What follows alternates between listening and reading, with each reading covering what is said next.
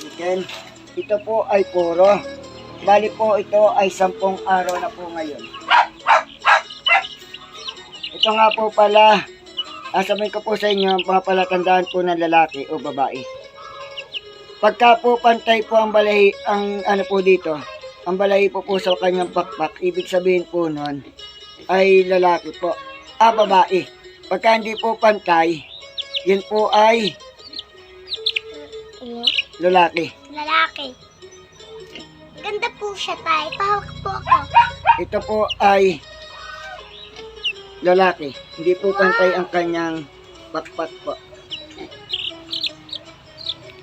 Isa. Bali po, meron pa ako dito 5.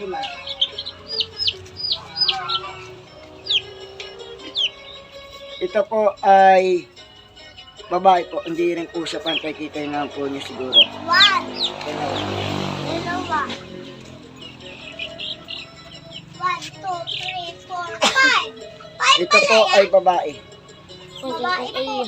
Hindi po pantay-pantay po.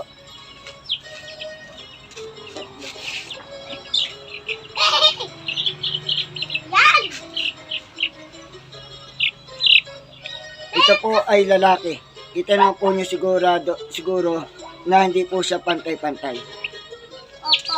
Ito po ay pang-apat po. Kanina po ako ng 5. lalaki rin po siya. Bali, 3. Hindi. Ito po, ang akin pong alaga. 5 lang po siya, puro po siyang breed na Red Island Chicken. 2 po ang lalaki, 3 po ang babae diyan. Yan po ay 10 araw na. Kaya lamang po talaga, kaya ko po siya nilalagay ng ilaw kasi hindi po siya inaalagaan ng kanilang ina.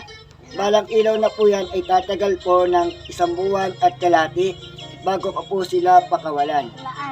Ito po ang palatandaan ng lalaki o babae na magiging manok po. Pagka po sila ay nasa 7 gulang na. Pagka po pantay ang pakpak, babae po yun.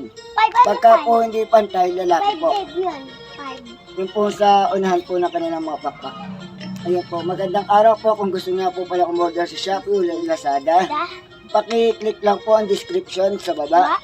Kung nagustuhan niyo po ang aking video, paki-click po ang kampana para po ma-notify pa po kayo kapag ka po may gawa ko o upload na bagong video.